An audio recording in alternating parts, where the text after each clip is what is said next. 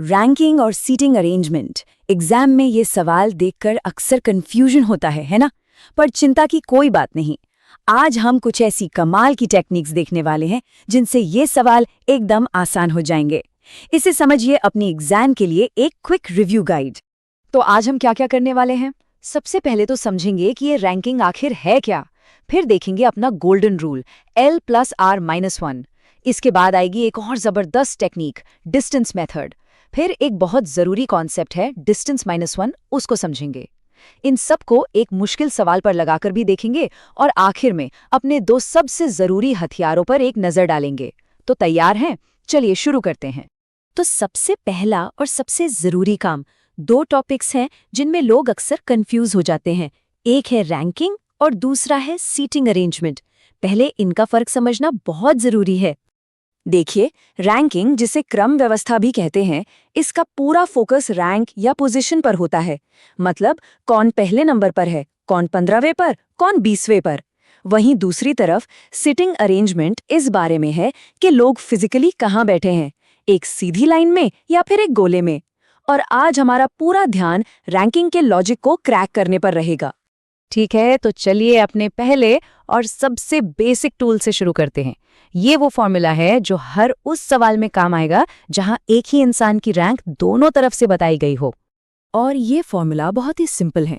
Total लोग कितने हैं ये पता करने के लिए बस लेफ्ट से उसकी रैंक और राइट से उसकी रैंक को जोड़ दीजिए और उसमें से एक घटा दीजिए। लेकिन सवाल ये है कि हम ये एक माइनस क्यों करते हैं? क्या वजह है इसकी? इसे ऐसे समझिए। मान लीजिए लोगों की एक लाइन है।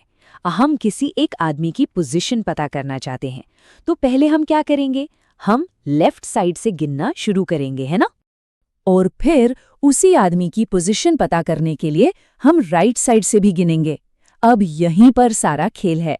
सोचिए, जब हमने लेफ्ट से गिना तब भी उस आदमी को गिना और जब राइट से गिना तब भी उसे गिन लिया। मतलब वो एक ही आदमी 2 बार गिना गया। तो बस वो जो -1 है ना, वो इसी डबल काउंटिंग को हटाने के लिए है। सिंपल। पर एक मिनट, ये गोल्डन रूल तो ठीक है, लेकिन ये सिर्फ सिंपल सवालों में काम आता है। जब सवाल थोड़ा मुश्किल हो जाता है, जिसमें कई सारे लोग होते हैं, तब हमें एक ज्यादा पावरफुल टेक्निक की जरूरत पड़ती है। और यहीं पर आता है हमारा डिस्टेंस मेथड। इसमें हम क्या करते हैं?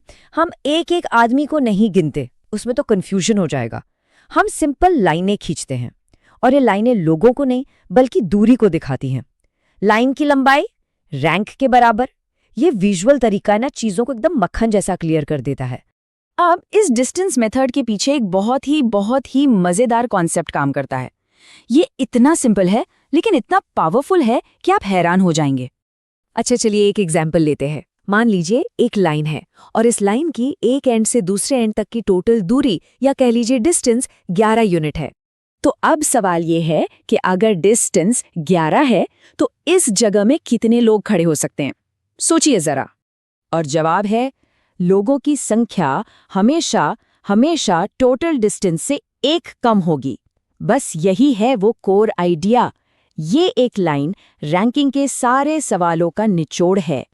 तो मतलब 11 के डिस्टेंस में 10 लोग खड़े होंगे। यही इसका सीक्रेट है।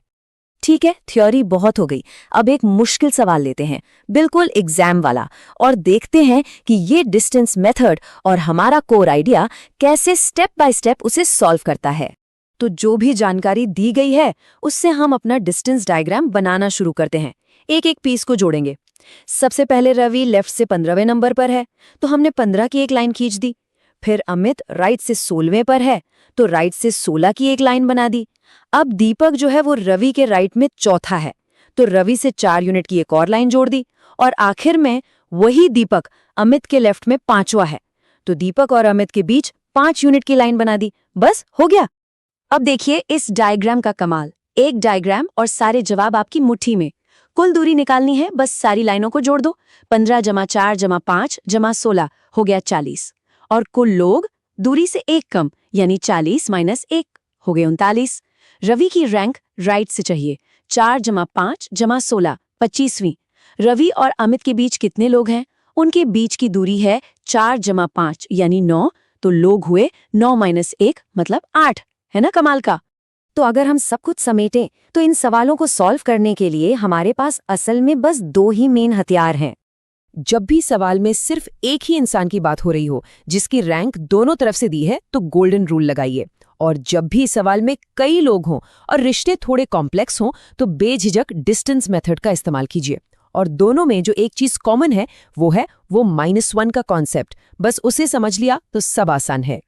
तो आखिर में एक सवाल, अब जब ये लॉजिक इतना क्लियर है तो सोचिए सबसे मुश्किल दिखने वाला सवाल कौन सा हो सकता है जो सिर्फ इन्हीं दो सिंपल नियमों से हल हो जाए। हो सकता है कि जो सवाल हमें सबसे ज्यादा मुश्किल लगते हैं वो असल में मुश्किल होते ही नहीं, वो सिर्फ एक इल्यूजन होते हैं।